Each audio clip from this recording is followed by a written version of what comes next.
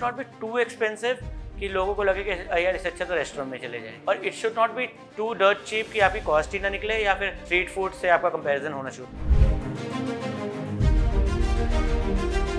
Healthy food business को run करने के लिए हमें काउंट किया जाता है 30 to 33% का एक मार्जिन बताया जाता है हमें कि अगर आप 100 रुपए की सेल कर रहे हैं तो उसमें आपको से 30 to 33% बचने चाहिए ओवरऑल। फूड बिजनेस कभी भी सीजनल नहीं था और ना होगा। Food business is like evergreen business. Standard देंगे, क्वालिटी देंगे, हमेशा आपके कस्टमर्स आपके पास आएंगे, मेंटेन रहेंगे, रिटेन रहेंगे, आपको उसकी घबराने की जरूरत नहीं है। नमस्कार दोस्तों, फ्रीडम ऐप बिजनेस हिंदी के नए एपिसोड में आप सभी का बहुत बहुत स्वागत है। और आज मैं आपको एक ऐसे बिजनेस के बारे में बताऊंगी जिसका मार्केट 1.5 लाख करोड़ का है। जी हाँ, मैं बात कर रही हूँ फूड ट्रक की।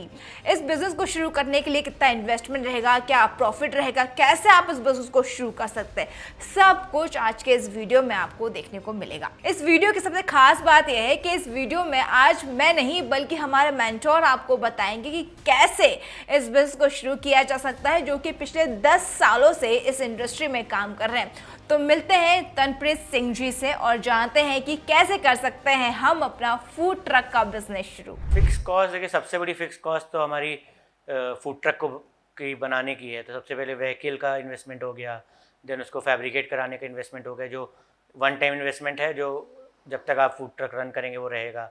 उसके बाद आपके इक्विपमेंट्स जो आप इंस्टॉल कराएंगे अपने क्या नाम है फूड ट्रक के किचन में, आपका यूटेंसिल्स है जो वन टाइम शुरुआत में परचेज होंगे।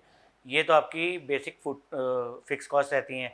आपने कोई इक्विपमेंट्स जैसे ख़रीदे, आपके रेफ्रिजरेटर हो गया या ग्रिल हो गया, इस टाइप की कोई इलेक्ट्रिकल इक्विपमेंट लिए, वो सब फिक्स कॉस्ट में आ जाता है, जो आपका वन टाइम इन्वेस्टमेंट है, जो आप फूड ट्रक शुरू करते करते ही आपका ओपनिंग से पहले ही हो जाता है ये खर्चे। उसके बाद वेरिएबल कॉस्ट में आपको रनिंग कॉस्ट, बेसिकली जो कॉस्ट ऑफ रनिंग जिसे कि हम लोग काउंट करते हैं, उसमें आपकी फिक्स सबसे बड़ा अमाउंट होता है monthly salaries of the staff, आपका रॉ मटेरियल कॉस्ट, आपके और क्या नाम है एक्सपेंसेस हो गए, जो आपकी गाड़ी के मेंटेनेंस में, जैसे आपने फूड ट्रक लिया है तो फूड ट्रक की आपकी मान लीजिए एवरी 3 मंथ्स एवरी 4 मंथ्स में सर्विसिंग होनी है, उसकी कॉस्ट।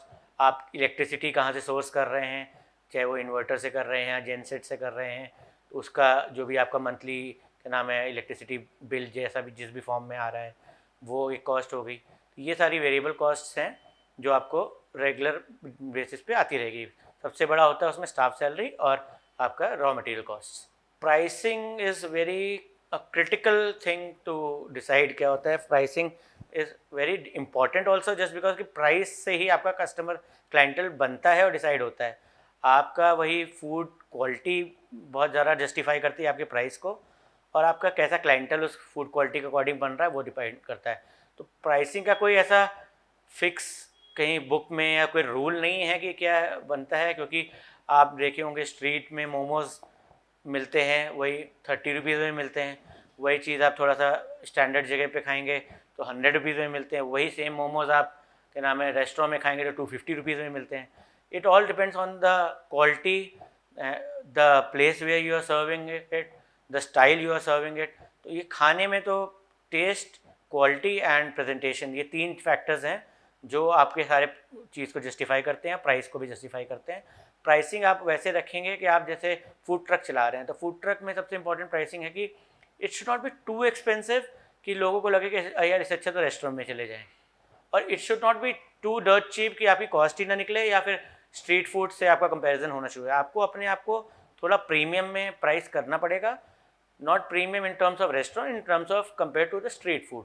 आप उससे क्वालिटी भी आप ऑब्वियसली बेटर देंगे, आप उनसे प्राइस भी थोड़ा बेटर चार्ज करेंगे, आपको अपना स्टैंडर्ड मेंटेन उस हिसाब से लेवल पे करना है। प्रॉफिट मार्जिन, देखिए हमने जब होटल मैनेजमेंट पढ़ाई करी थी तो वहाँ तो हमें जो सिखाया जाता था कि एक हेल्दी फूड बिजनेस को रन करने के लिए हमें काउंट किया जाता है 30 to 33% का एक मार्जिन बताया जाता है हमें कि अगर आप 100 रुपये की सेल कर रहे हैं तो उसमें आपको 30 से 30 to 33% का आपका 33 रुपीज़ करीब बचने चाहिए ओवरऑल, सारे खर्चे निकालने के बाद तब आपको जाके कुछ प्रॉफिट उसमें इन द एंड होता है। उम्मीद करती हूँ अभी तक का वीडियो आपको पसंद आया होगा, लेकिन अगर आपको फूड ट्रक बिजनेस से रिलेटेड डिटेल में इंफॉर्मेशन चाहिए तो तुरंत फ्रीडम ऐप को डाउनलोड कर लीजिए, वहां पर ये पूरे कोर्स अवेलेबल हैं। अब आगे और क्या क्या नई नई चीजें हैं ये जानते हैं और फिर चलते हैं तनप्रीत जी के पास। एक हमने बुकिश वाली पढ़ाई थी, जिसमें जो जनरली मैंने देखा है कि रेस्टोरेंट्स में भी टारगेट लोग यही फॉलो करते भी हैं। एक आपको बेसिकली ये एनालाइज आपको करना पड़ेगा शुरुआत में कि मेरा सारे खर्चे कितने हो रहे हैं, मैं मंथली रेवेन्यू कितना जनरेट कर रहा हूँ, तो उसके या करूँगा। स्टार्टिंग में तो आपको करना है, बट प्रॉफिट मार्जिन आप पहले दिन से तो नहीं डिसाइड कर सकते, क्योंकि that is not in your hand, that totally depends on the cell.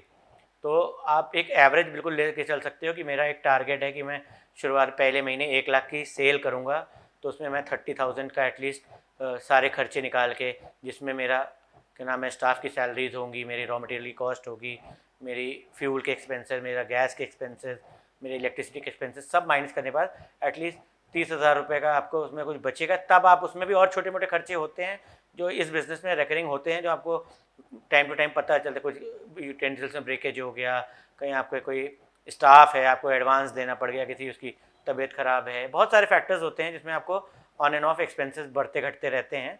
Fix expenses वाला बिज़नेस नहीं है ये, और इस वजह से आपको वो चीज़ भी फैक्टर इन करनी पड़ती है। I can say if you are doing it right, आराम से आप इंडस्ट्री स्टैंडर्ड्स जितना या उससे बेटर भी आप प्रॉफिट जनरेट कर सकते हैं इस बिज़नेस से। There is no thumb rule कि इससे आप नहीं कर सकते या इससे कम कर सकते या इससे ज़्यादा। आपका सारा सबसे बड़ा फैक्टर है ना, आपका खाना अच्छा है, आपका कस्टमर आपसे खुश है, आपको बल्क अच्छा आपको सेल का मिल रहा है। आपकी सेल जितनी ज़्यादा होगी आपका प्रॉफिट मार्जिन उतना बढ़ता जाएगा। क्या फूड बिजनेस में आपको कम बेचने में ज़्यादा खर्चा है, ज़्यादा बेचने में कम खर्चा होता है, ये हमने बहुत पहले सीखा था।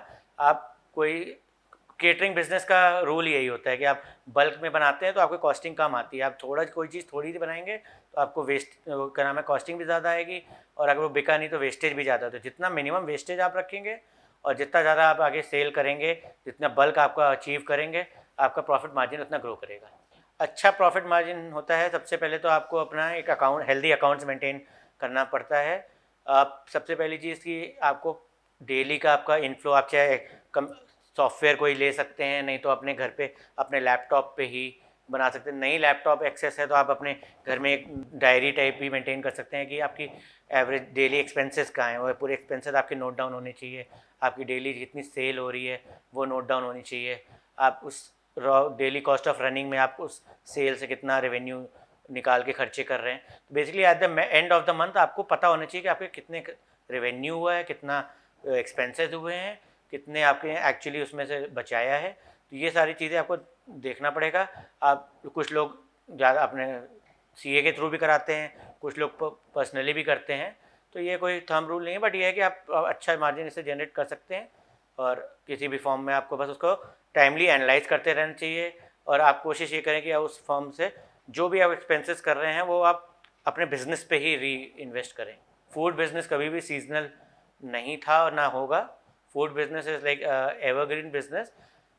मेरे ख्याल से आज तक में थोड़ा सा हम लोगों ने जब थोड़ा सा स्लम्प कुछ महीनों के लिए कोविड टाइम्स में ही देखा है, उसके अलावा आज तक मेरी नॉलेज में तो कभी फूड बिजनेस में ऐसा कोई स्लम्प कभी आया भी नहीं है।